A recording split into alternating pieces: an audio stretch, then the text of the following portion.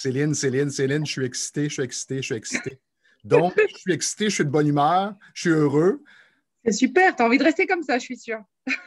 Oui, mais ma question est la suivante. Est-ce que j'aurais quelque chose à régler si je suis dans cet état ou je devrais rester dans cet état? Eh bien, oui, c'est pour ça que je disais, je pense que tu as envie de rester dans cet état, mais malheureusement, dans la vision Peak State, en tout cas, c'est ce qu'on appelle un traumatisme positif. On se sent tellement bien que c'est un peu too much, quoi. Oui, exactement. Et c'est comme si on s'accroche à ça, hein? C'est aussi quelque chose qui est un petit peu addictif, hein, d'être dans ces états où on est extrêmement bien, extrêmement joyeux, euphorique, ou même dans lesquels on se sent extrêmement puissant. Ce pas des choses qu'on a envie de laisser aller. Donc, c'est rare que quelqu'un vienne me voir en me disant « Je me sens trop bien, je voudrais arrêter ça. » Non, c'est sûr que ce n'est pas ce qu'on vient me dire. Mais parfois, en fin de séance, quelqu'un peut se sentir comme ça. Ouais. Ouais, Ça arrive très souvent, beaucoup plus souvent qu'on croit. exactement. C'est ce que je te racontais tantôt, juste avant l'enregistrement, une situation que j'ai vécue avec un client et qui, pendant la séance, bon, on est parti de quelque chose qui était intense, qui était négatif, puis on est arrivé à un point où la personne se sentait tellement bien. Et là, je lui dis, ben, on va continuer. Et la personne me dit, mais pourquoi? Je veux rester dans ce bien-être, je me sens bien, je me sens fort. Et je lui dis, c'est ce qu'on appelle un trauma positif.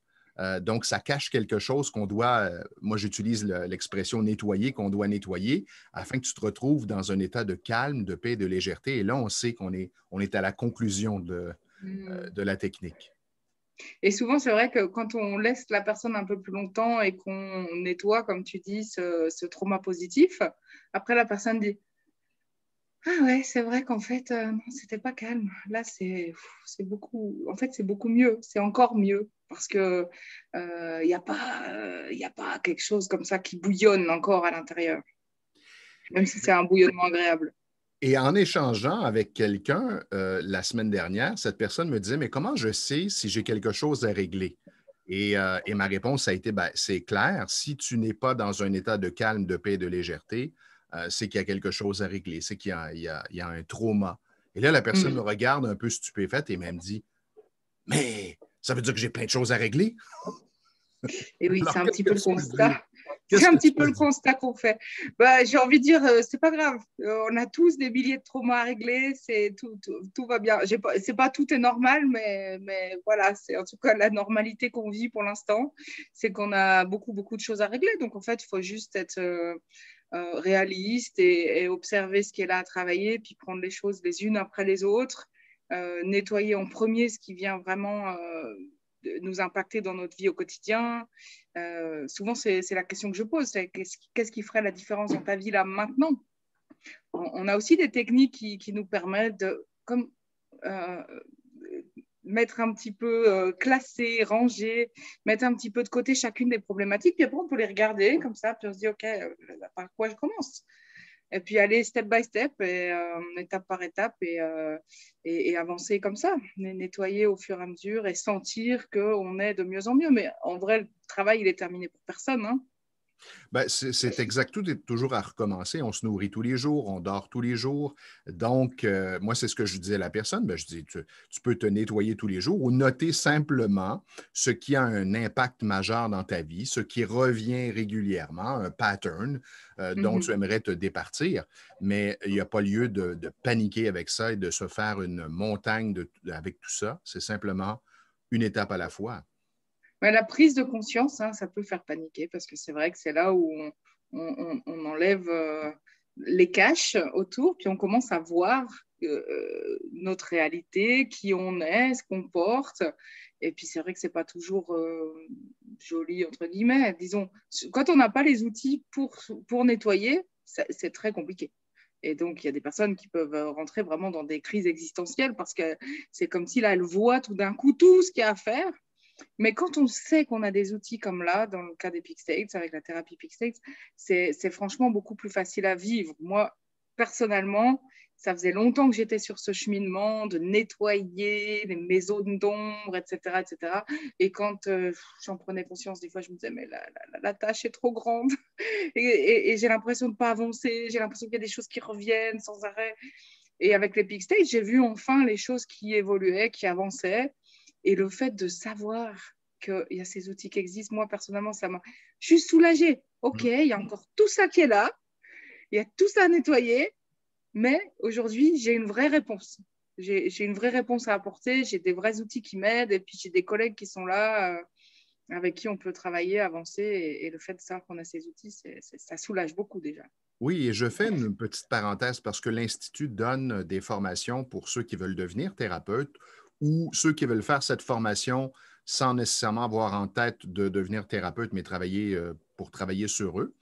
Et il y a aussi des ateliers qui sont un peu plus courts et qui permettent de bénéficier de quelques outils pour que vous puissiez travailler sur vous. Alors, c'est vraiment, vraiment intéressant. Donc, pas besoin de faire nécessairement la longue formation de thérapeute si vous souhaitez simplement apprendre quelques techniques pour travailler sur vous, régler vos trucs au fur et à mesure.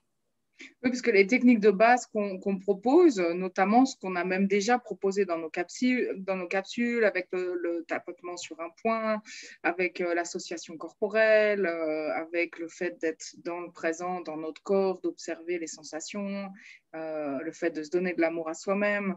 Tout ça, c'est les techniques qu'on va vous apprendre et un petit peu d'autres, un petit peu plus poussées.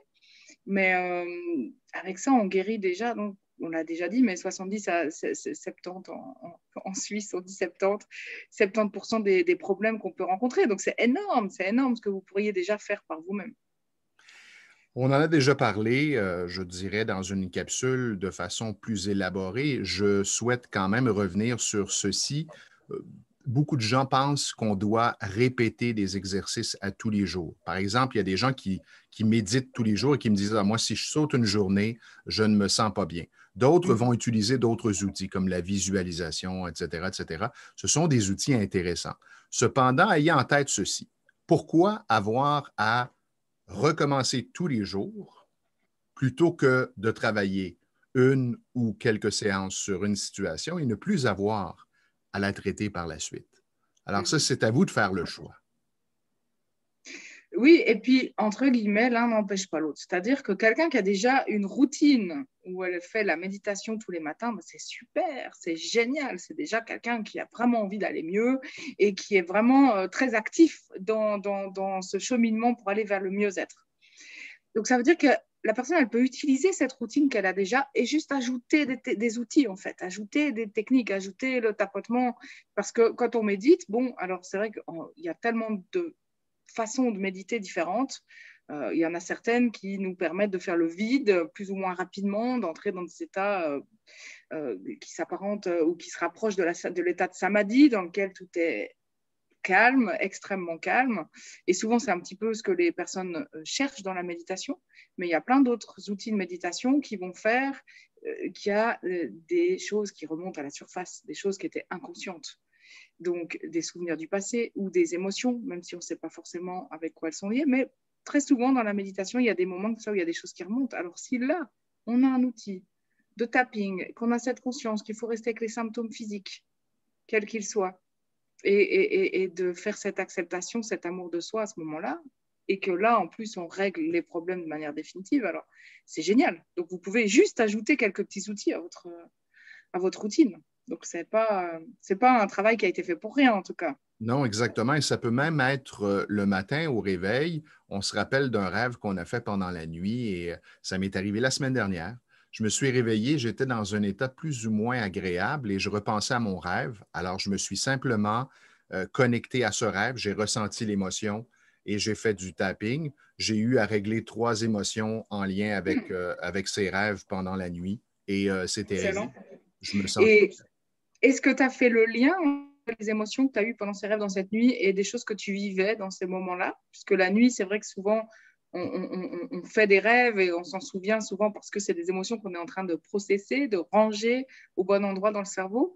Est-ce que tu as pu faire le lien avec la même émotion que tu vivais dans ton Ta question est quotidien? pertinente. Si on s'était parlé il y a quelques années, j'aurais passé des jours à réfléchir. Là, non. La réponse est non. Et je me suis dit, bon, c'est correct. L'important, c'est que je me libère tout simplement. Je n'ai pas intellectualisé, je n'ai pas fait de recherche ou essayé de comprendre le lien. J'ai simplement accepté et dégagé ces émotions. Mm. Parce que des fois, alors peut-être c'est un exemple que j'ai déjà pris dans les précédentes capsules, je ne me souviens pas, mais un exemple où un de mes clients est venu et on travaillait sur sa relation qu'il avait avec une femme qui était malade. Et en fait, c'est déjà quelqu'un qui était un peu un vieux loup solitaire. Donc là, il se retrouvait dans cette relation où il avait beaucoup de responsabilités en plus. Donc, ce n'était pas quelque chose dans lequel il devait finalement s'engager. Enfin, il ressentait en tout cas qu'il avait besoin de s'engager et de prendre une décision. Et un jour, il vient avec ce rêve où, dans son rêve, il se retrouve coincé sur un pont avec quelqu'un qui vient en face et des poursuivants. Donc, il se retrouve coincé. OK. J'ai subodoré que c'était un petit peu en lien avec ce qu'il était en train de vivre dans le présent. Mm-hmm. Et donc, du coup, je lui propose, OK, on va aller voir ce qui s'est passé dans ce rêve. Donc, bien sûr, il se sent forcé, emprisonné, piégé, agressé. On fait la guérison et il libère cette réaction émotionnelle. Et d'un seul coup, hop, il est capable de sortir du pont, de mettre un coup d'épaule à la personne qui est devant lui. Et la réaction est totalement différente que quand il se trouvait un peu paralysé là sur son pont, alors qu'en plus, c'est une personne très costaud. Et puis après ça, dans sa relation, il ne s'est plus senti emprisonné en fait. Donc, c'est pour ça que je te pose la question, parce que souvent les rêves, ils n'ont rien à voir dans leur contenu, mais l'émotion va refléter quelque chose qu'on vit dans notre quotidien. Vraiment super intéressant. Dernière question, et je propose qu'on termine cette capsule là-dessus, sur cet exercice. Il y a quelqu'un qui me dit, moi, j'ai beaucoup de difficultés. C'est quelqu'un qui est scientifique dans la vie, donc qui me dit être constamment dans sa tête, et il me dit, moi, j'ai beaucoup de difficultés à ressentir. Je ne sais pas trop si je ressens ou si je ne ressens pas. Alors, comment on pourrait permettre aux gens qui nous regardent et qui nous écoutent d'être dans leur corps? C'est bizarre comme question, mais de Non, c'est ressentir, hyper important. d'amener la conscience finalement dans son corps pour ressentir sensations et émotions. Alors, est-ce qu'on pourrait faire un petit exercice? Peut-être avant l'exercice, un peu de théorie, comme je suis scientifique aussi. Allons-y.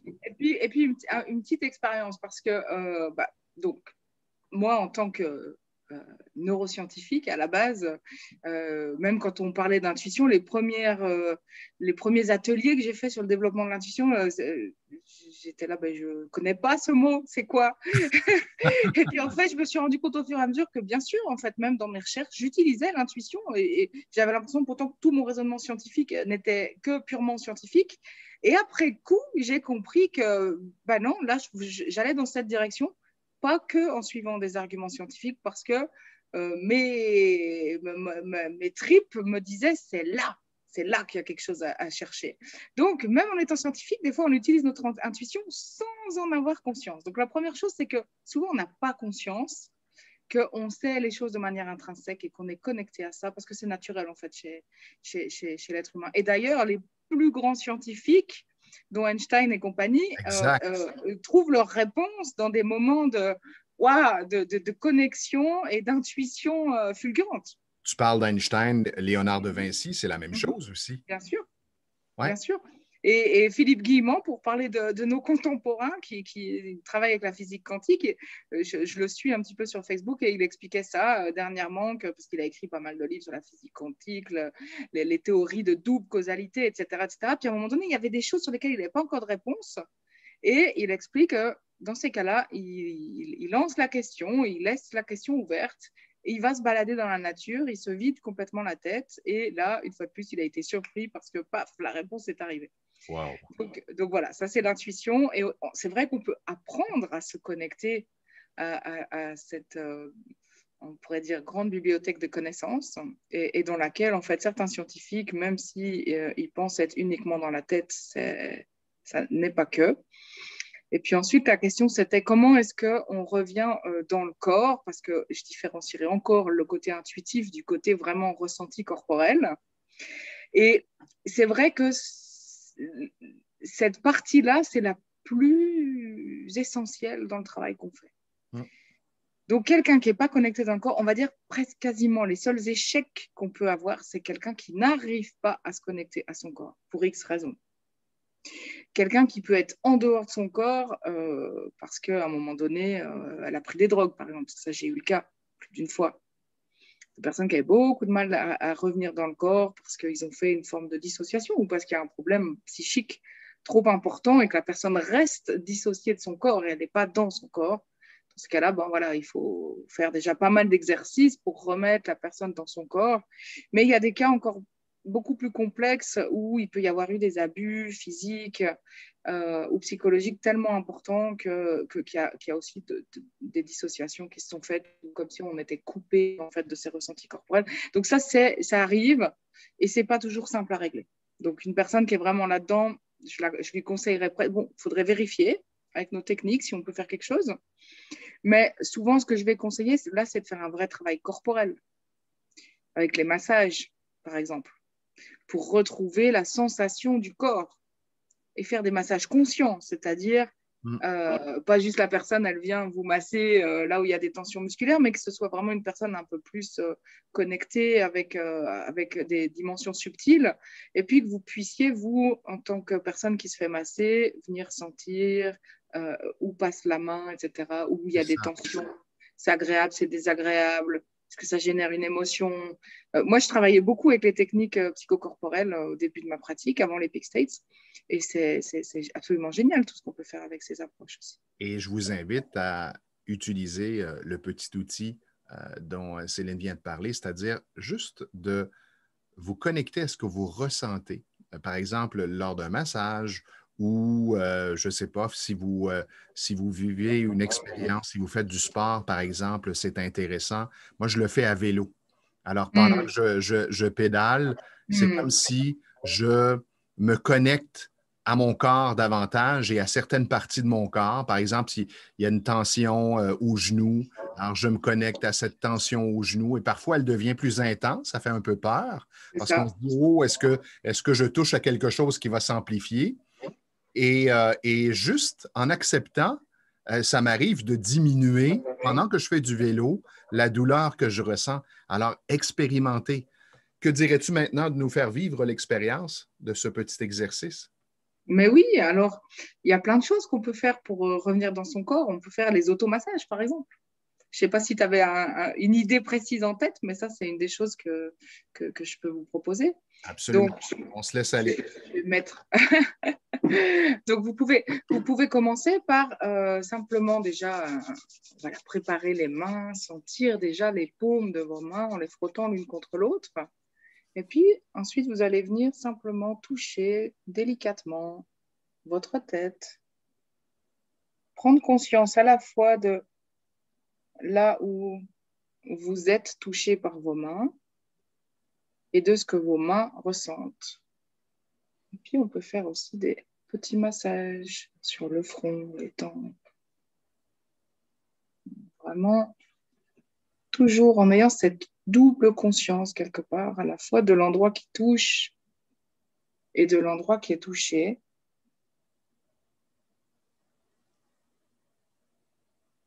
Il y a différents mouvements qu'on peut faire pour simplement détendre le front, détendre les yeux. Non, je ne vais pas me masser les yeux parce que je me suis maquillée pour notre rendez-vous, n'est-ce pas? Mais vous pouvez masser doucement, délicatement les globes oculaires, masser les tempes. C'est tout simple, mais c'est vraiment agréable hein, de sentir. Voilà, masser les ailes du nez. Et souvent, c'est des choses qu'on n'a pas l'habitude de faire. Exact. De se toucher, vous pouvez faire le massage des lèvres.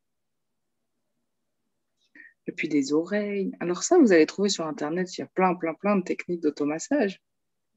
Le lobe des oreilles, le cou. Et vous pouvez continuer comme ça, à masser, à venir détendre en fait toutes les zones du corps. Les épaules, souvent, là, il y a beaucoup de tension. Et ça vous permet d'entrer en contact plus facilement avec votre voilà. corps et à ressentir. Puis éventuellement, vous pouvez faire le même exercice, mais sans nécessairement vous toucher. Amener votre conscience. Par exemple, moi, c'est souvent comme ça que je guide mes clients au départ. Je leur dis, amène ta conscience dans ton corps et amène ta conscience ou déplace-la à ton genou gauche, à l'intérieur de ton genou gauche. Mais pour certaines personnes, parce que ça marche bien avec les gens qui arrivent à le faire. Oui, exact. Mais pour les personnes pour qui c'est difficile, du coup, on peut utiliser le toucher et on peut utiliser le massage, comme on a fait un rapide exemple, mais on peut simplement poser la main, en fait. On pose la main sur son genou gauche. Et là, à nouveau, en mettant la conscience à la fois dans sa main et du coup sous sa main, donc là où on touche et là où on est touché, on peut mettre sa conscience spécifiquement au niveau du genou. Et ça, c'est vrai que c'est un petit exercice qu'on fait souvent, en fait, pour vérifier est-ce que la personne est dans son corps et simplement mettre la main sur la poitrine. Donc, dans vos méditations aussi, pour ceux qui pourraient, par exemple, rajouter le tapotement à la méditation, pensez d'abord à vérifier est-ce que je suis dans le corps. Parce qu'avec la méditation, on a tendance, en fait, à sortir, à aller un petit peu ailleurs. Notre conscience, elle s'évapore comme ça, elle s'évade. Et ça ne marche pas si on fait le tapping et qu'on n'est pas là, et qu'on n'est pas dans le corps. Ça, c'est un point important aussi à comprendre, c'est qu'il faut être dans son corps. Donc voilà, se masser une fois de plus, revenir bien là, ok, je suis là, je suis présente. Et pour des personnes qui auraient vraiment des grosses difficultés à être dans le corps, eh bien, aller se faire masser régulièrement et faire ce travail de revenir dans le corps et d'observer ce qu'on ressent. Donc, on peut le faire à différentes étapes, ouais. Alors, je dirais en conclusion, à ceux qui pensent qu'ils sont dans leur tête et qu'ils vivent dans leur tête en permanence, je leur dis bonne nouvelle. Vous avez peut-être appris aujourd'hui que vous avez aussi un corps et que vous habitez votre corps et pas simplement votre tête. C'est ça. Et qu'il y a plein de techniques qui peuvent vous y ramener. Parce que je dirais, en plus du massage, il y a le Qigong ou des choses comme ça qui peuvent nous aider à nous ancrer, à prendre conscience dans le mouvement, voilà, dans ce qui se passe dans le corps. Donc, il y a plein de choses que vous pouvez utiliser. Alors, bonne découverte à vous pour ceux qui n'ont encore jamais essayé ce genre de technique. C'est absolument fantastique. Merci. Merci.